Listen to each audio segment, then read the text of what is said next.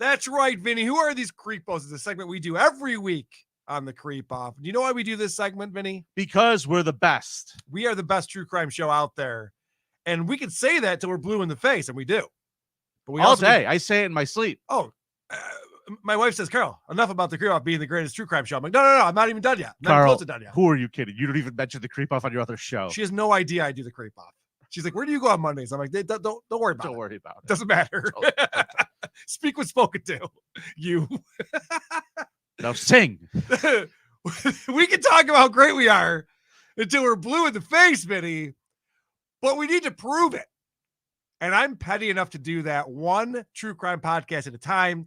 And this week I present to you a show called Booze, Bullshit, and True Crime. Oh, you can't have true crime without some booze. With your host, Brianna Whitehead, and her husband, Wade. That's right.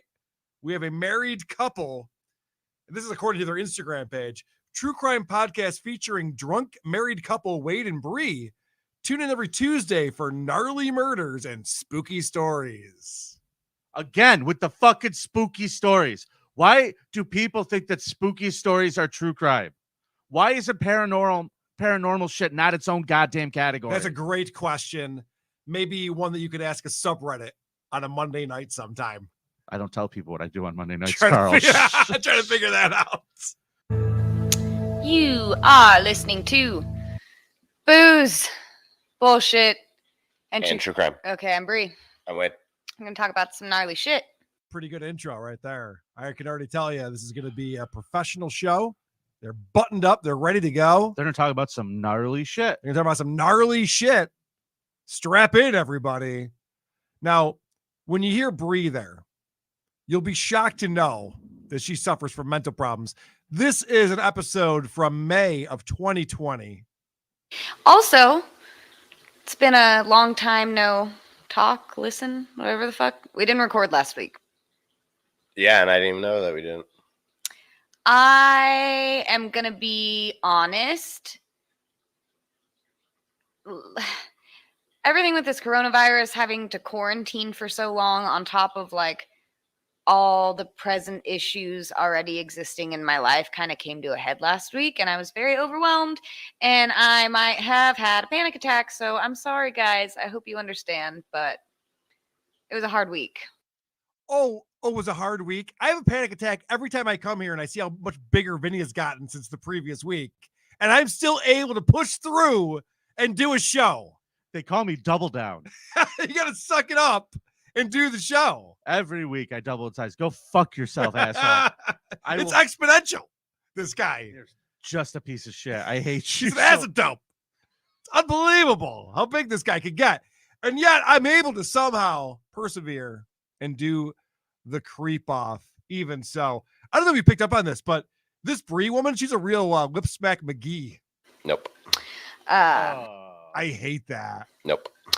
I don't know if you heard. It's not quite Mike Tyson. Yeah, I was just going to say, I don't hear who are these podcasts this week, but Andy brought in these clips of Mike Tyson. He ate an eighth of mushrooms live on Logan Paul's show and then spent 30 minutes trying to chew down these disgusting, gross, dry mushrooms and would not drink a sip of water, even when requested. Refused.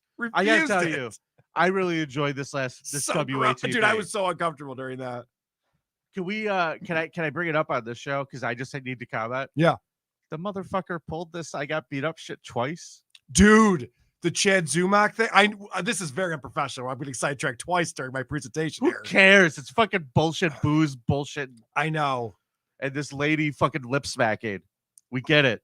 They're not good, Carl. So Rover. Who are these podcasts? They're shit. Rover from Rover's Morning Glory is the one who blew this wide open. And I don't think Chad wanted this to have happened. I forgot that dude was from Cleveland. I totally forgot there was any connection with him and Chad Zumock. They're on in Rochester again. Rochester was like their second biggest market as far as popularity. Yeah, used to do remote. I've known who Rover is for at least 10 years. Yeah, way more than that because he took over for Stern in 2005. Okay, right? No, in Rochester, maybe 2006. Who cares? All right. Anyway, the point is, Rover blew this whole Chad Zumock thing wide open by explaining The Chad's already tried to pull this shit where he got jumped by two guys who were like, don't fuck with Kumia. And then back in 2015 or whatever it was, he pulled the same shit saying the two guys jumped him outside of a movie theater. Don't fuck with Rover. He is a compulsive liar and not a good one. He's really bad at lying. This Chad Zummix guy. Carl, that's the funniest goddamn thing. I couldn't believe it. I couldn't believe it. I first got the scoop on Cardiff's stream, and I was so happy to right. listen to WATP to get your take on it. But we talked about it last week a little bit on our bonus episode that we did. Yep. And I thought we'd just visit it again real quick. So back to this broad and her husband. All right, let's talk about Bree. She has to fly somewhere without Wade, and she's not sure that she can pull this off. And usually I have you to depend on to like get to the terminals and know where I'm going because I get super overwhelmed and I'm all on my own. So I'm going to fucking do it, yo. You know what to do. Yeah. They got big ass screens everywhere that tells you what the fucking flight is, where the fuck to go. I only have one transfer and it's in Vancouver. So, and then I'm going to a your smaller clip. layovers are long enough to where you don't have to stress about it. I can't remember how long my layover is. 6 hours? Mhm. And then my other flight is what, like half an hour or something? Because it's from Vancouver to Yeah. Nass Valley. Oh, man. Okay.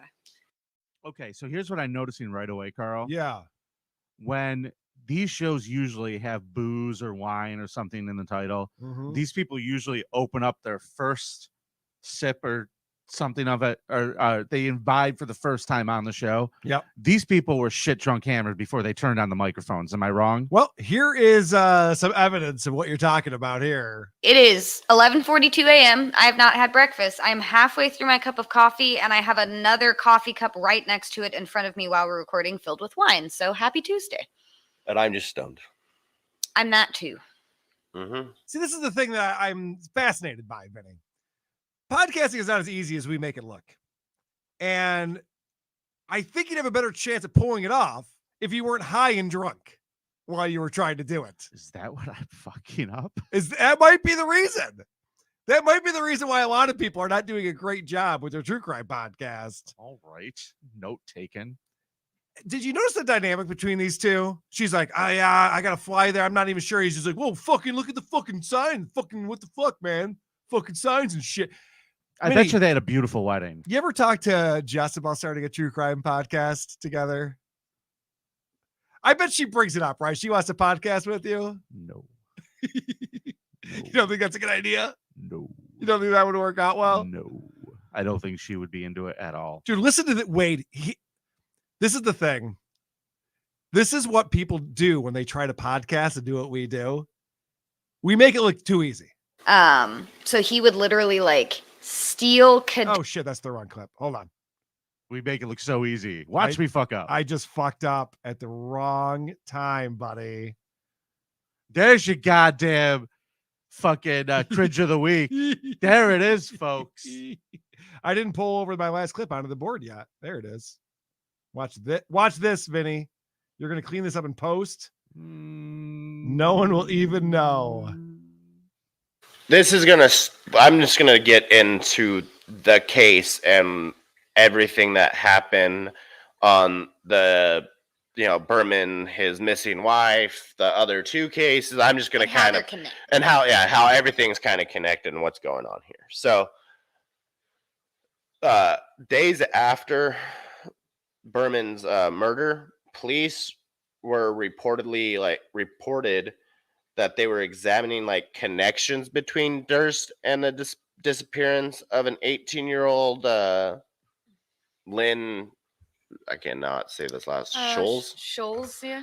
From Middlebury, Vermont. This is a fucking disaster, Vinny. This is terrible. That's one of the worst things. Why does this guy think I should probably be a podcaster? He can't even form a sentence. This is not good. It's not a good presentation. God damn it. And they're also stupid. Many of these victims were thought to have been killed in Holmes' building he owned. That was 3 miles west of the 1893 World Fair Columbian Exposition in Chicago, which it's some big traveling thing that goes to different areas. It's the World Fair. Yeah, it's the World Fair. I think it's in Europe or France or somewhere. The World Fair actually did it on a boat, and the boat is still out in the water. Talk about retarded. Talk about retarded. I don't think that's right. What? I don't think that's right. I think the World Fair is actually in Europe or France on a boat. Hear me out. What the fuck are they talking about? Did he like think a Carnival cruise was the World Fair? I think so. Yes.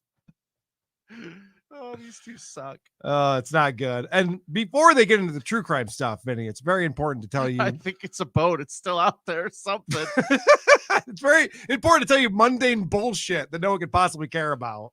We got a lot of cucumber plants and squash plants growing in our greenhouse right now. Cucumbers. Yeah, I mean, we got like 5 cucumber plants, 4 long neck yellow squash plants, and 4 regular squash plants. And 2 different kinds of sage and rosemary and 2 different kinds of parsley and chamomile and lemongrass and all kinds of shit. Lemon balm. Who fucking cares? Listen, unless it's the plant from Little House of Horrors, I don't think you should be talking about a true crime show. No one gives a shit what you're growing in your farm or in your garden. In their little greenhouse. Boy, listen. These two sound insufferable together. Could you imagine? Raven Smith says they're kind of growing on me. Yeah, well, they got a new fan. That's good. Well, you enjoy that show. I'm happy for them. I do not like their dynamic. No, this would not be a couple you'd want to hang out with. He's already grab dinner boring with. and annoying, and then she's like, yeah, and then just listing other boring things like all excited. Sage and parsley. Ugh. So he would literally like steal cadavers from the medical school, and what's the word when you like destroy something? He would desecrate, or he would fuck up the body, basically. That's the word. Yes, fuck up. That you got it. You nailed it there, Bree. Congratulations. That's my presentation this week. Booze, bullshit, and true crime with Bree and Wade. How do I put this? Not good. Not good. Not good. Not a good show.